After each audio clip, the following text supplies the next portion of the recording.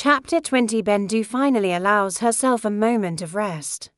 She is in the guest room of her sister Siota's home, a small sanctuary painted entirely in shades of blue. It feels like a vacation, like a real vacation. For the first time since escaping from Cobra, Bendu feels as though she is healing. As she drifts to sleep, however, her subconscious pulls her back to Deluma. She finds herself 13 years old again, remembering the day she tried to run away. She is on her way back from gathering firewood with some of the other girls. It's a beautiful day. The sun is shining, birds are singing, and Bendu is picking wildflowers to weave into her hair.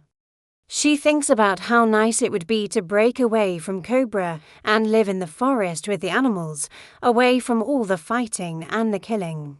She imagines building a little hut and catching fish in the river. When she gets home, she tells the other girls that tomorrow she won't be coming back with them to get water or firewood. They laugh at her, but Bendu is determined. She is going to run away. The next day, as Bendu makes her way through the bush, she thinks about how lucky she is to have such beautiful hair. If she can make it to the coast, maybe she could become a model and get an American passport. She would never have to worry about getting caught in a crossfire then. Suddenly, she hears the sound of voices and hides in the bushes. To her horror, she sees a village. She thinks about turning around and heading back, but then she remembers how close she came to being killed when she tried to escape last year. She is desperate for food and water and decides to risk it. Peeking out from behind a tree, she sees no one. She runs to a nearby house and throws open the door. She grabs some food and water and hides them in her dress. As she tries to slip out the front door, she is spotted. Men grab her and drag her outside. She is surrounded. They think she is a spy sent by Cobra. They start beating her, and Bendu screams for help.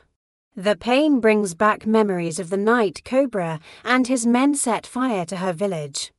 She closes her eyes and cries out for her mother. An old man steps forward and tells the villagers to stop. He recognizes Bendu and tells them she is just a child. The villagers want to kill her anyway, but the old man insists that she is on her way to a neighboring village and must have gotten lost. He says that he will take her there himself and asks the others to let her go. As they disperse, the old man leads Bendu out of the village. When they reach a bend in the road, he tells her to keep walking. He doesn't have to tell her twice. She wants to get as far away from that village as possible. Suddenly, she hears the sound of approaching trucks. She hides in the bushes and watches as two vehicles full of soldiers drive by. One of them is carrying the old man who saved her life.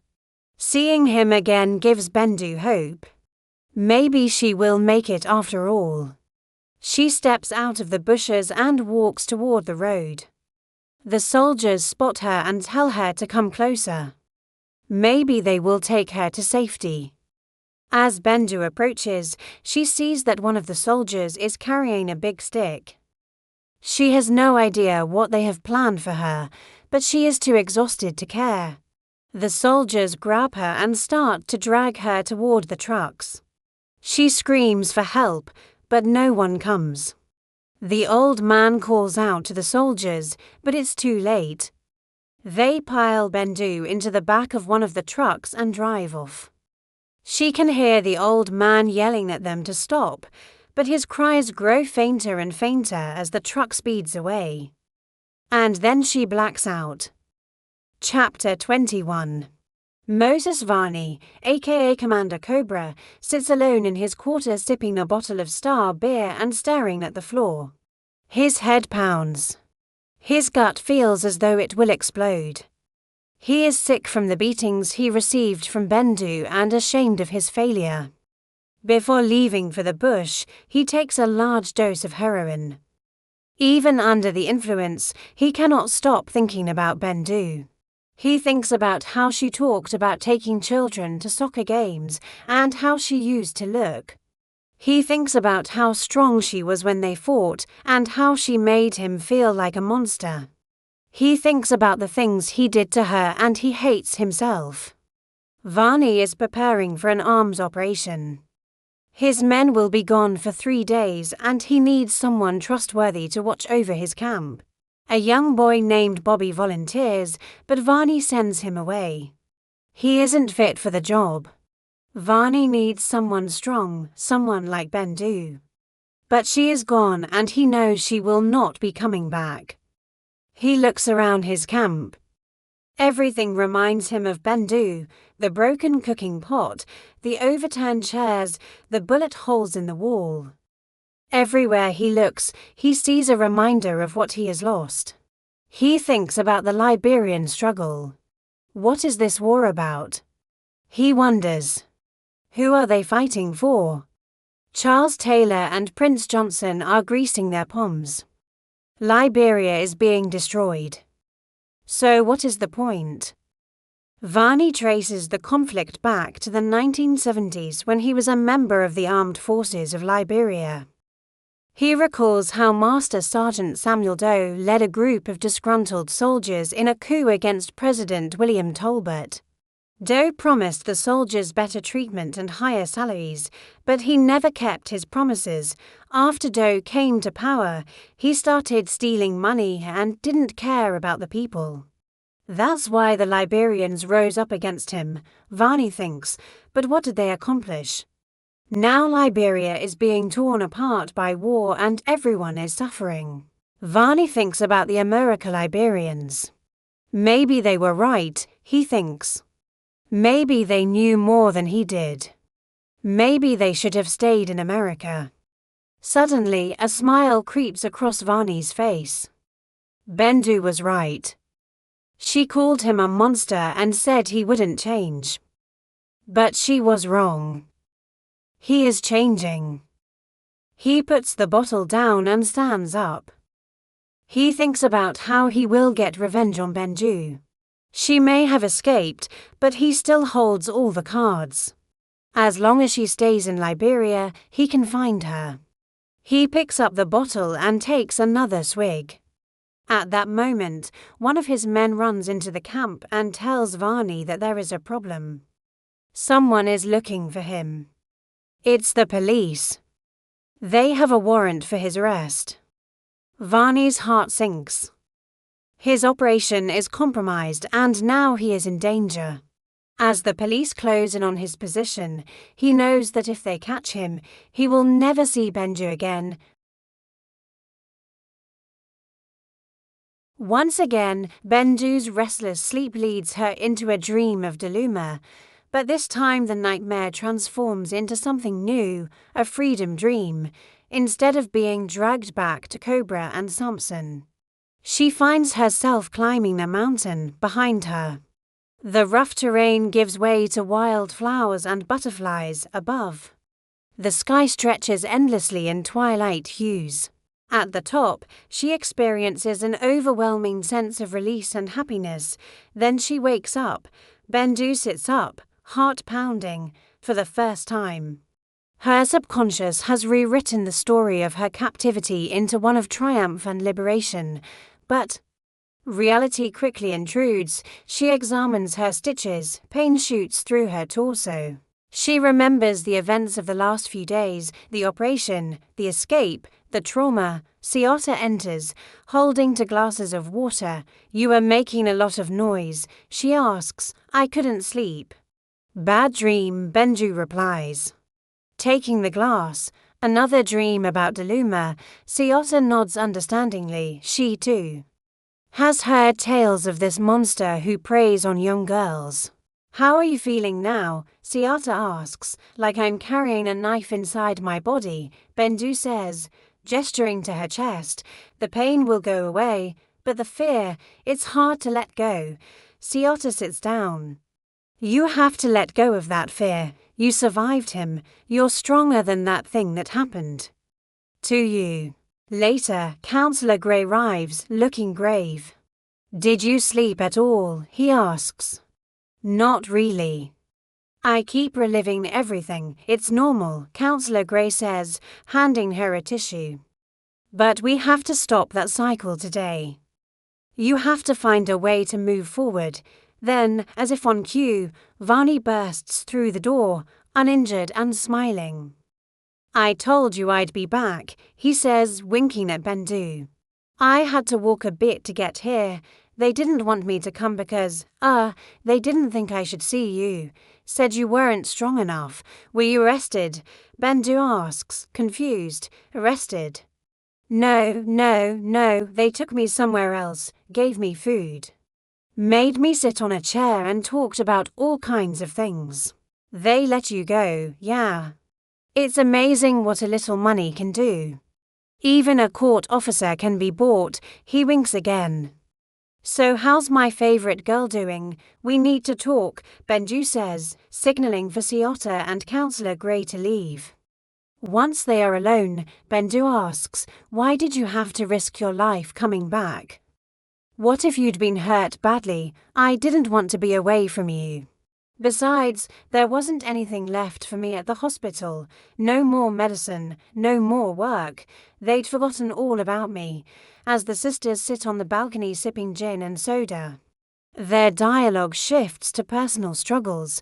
Ciotta reveals that she hasn't slept with her husband, Terence, for 4 months. He says he doesn't want to put me at risk, she says. But I need a baby. He doesn't seem to care. What does he think will happen to you? He says I'll die. But I want to die with a child in my belly. It's better than dying without a future. You know, people don't talk much about the needs of the woman. This disease is killing us slowly. If a man cheats and gets another woman pregnant, that's fine. Everyone treats her like a hero, like a gift bearer. But if a woman cheats, oh, God, she becomes a monster. Do you cheat on Terence? No. It's not easy. There are times I wish I could, but I never do. Maybe you should. Maybe that's the only way to save yourself. And what if Terence finds out? If he finds out, let him. You have to live for yourself, too. You can't carry the weight of this world on your shoulders. Later, when Bendu finally calls her parents, she pours out the truth about her past. She tells them about the child she lost, the one she couldn't save. Her father doesn't say a word, but his silence is shocked, not angry. Her mother asks hundreds of questions. Where is she? Can I hold her? How old would she be now? Why didn't you tell me? But as the night deepens, Bendu's mother drifts off, murmuring about a grandchild she never knew, and so the chapter ends, leaving us with a bittersweet realization. Chapter 24 picks up with Bendu and Agnes cleaning the counselling room in silence. The session with Commander Cobra has left Bendu shaken. And she's still struggling with how to move forward with the truth. And then suddenly Agnes says, you need to forgive him, and Bendu explodes, throwing the paper towel on the floor and insisting that Agnes doesn't know anything about what it's like to live under an oppressive regime. Agnes replies that she knows quite a lot, having lived through World War II. And she goes on to explain that forgiveness is harder than punishment, but it's also wiser. Punishment only perpetuates the cycle of violence. But when someone forgives, that releases them from the grip of bitterness. Forgiving doesn't excuse what he did, but it allows Bendu to let go of the anger that's been eating away at her.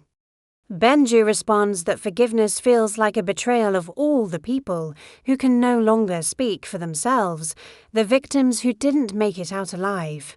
Agnes admits that it took her a long time to find the strength to forgive, but insists that it was worth it because it set her free. She continues, forgiveness doesn't bring back what was lost. It can't alter the past, but it can change us so that we're not prisoners of the past. She acknowledges that it isn't easy to do on one's own and suggests that Bendu could write a letter to Cobra and get it off her chest. That way she could decide whether or not to send it.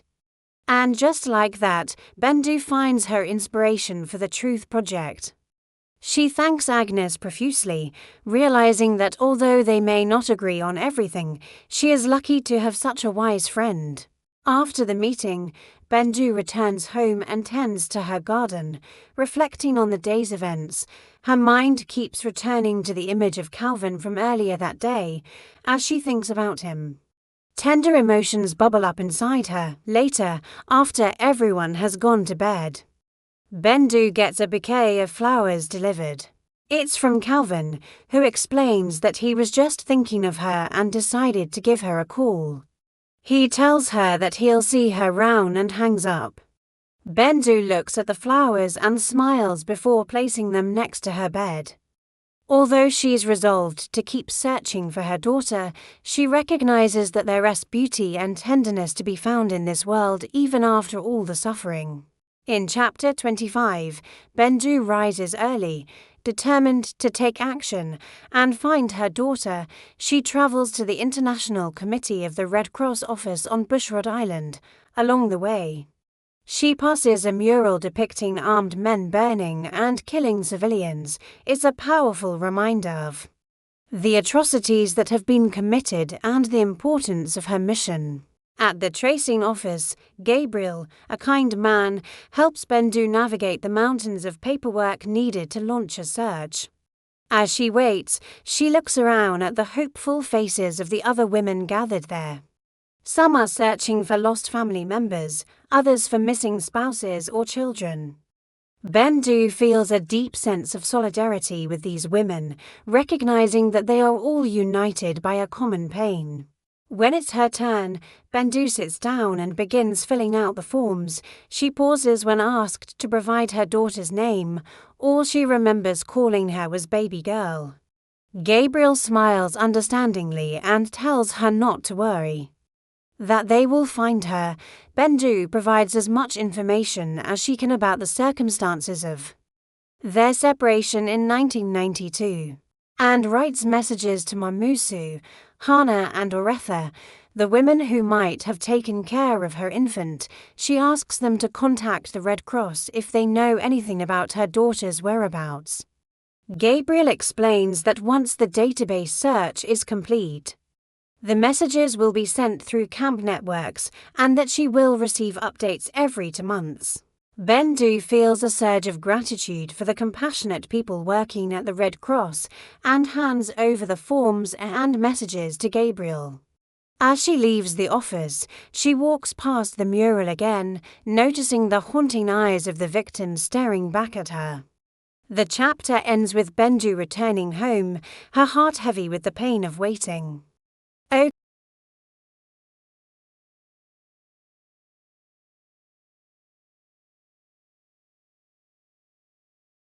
Chapter 26 opens with a dramatic shift in perspective. We are now inside the mind of Moses Varney, aka Commander Cobra. He is glued to the television, witnessing firsthand the unfolding events of September 11th. He watches in awe as the hijackers execute their plan. Praising their audacity and sacrifice, this scene immediately establishes a parallel between the 9/11 terrorists and Moses. Both groups are willing to sacrifice their lives for a cause they believe in, even if that cause is viewed as extreme or misguided by others. As Moses continues to ruminate on the events, his thoughts turn inward. He begins to question his own past actions, wondering if all the violence he has perpetrated was truly necessary. The drugs and alcohol he has taken have dulled his conscience, but fragments of regret still surface. His train of thought is disrupted by shouts outside. Thinking it's his boys, he decides to go check, but before he can, his thoughts drift back to Liberia. He remembers how in their quest for power, his people, the Mondingos, oppressed the natives, and when they were overthrown, those same natives became oppressors. This cycle of oppression and revenge has created a society where everyone is out for themselves. There is no trust, only fear and suspicion. It is a far cry from the Liberia he dreamed of as a child, a place where people could live together in peace and harmony. These memories then give way to others. He thinks about his uncle. Weak and defeated, unable to protect anyone, his aunt, so cruel she even denied them food, forcing them to scavenge for scraps. The other street children mocked him for his soiled clothes and empty stomach. And there were times when he went without shoes, making walking a painful ordeal. All of these memories culminate in his conscription into Boys Town. He remembers how he killed his first rebel, a man who begged for mercy after being captured. It was a pivotal moment that established Moses's ruthless reputation. No one could claim to be a better fighter than Commander Cobra. Betraying him would only result in death. Perhaps after the war, he could work as an advocate for workers. They are the backbone of society, and it is time to ensure their rights and dignity. This fleeting thought, however, is quickly extinguished as he succumbs to another cocaine-fueled frenzy. He throws himself onto his bed, laughing maniacally. The chapter ends with Moses hearing suspicious noises outside. His room is locked from the inside, but he cannot help but wonder if it is his boys returning. Or are they there to collect on their debt? Only one way to find out.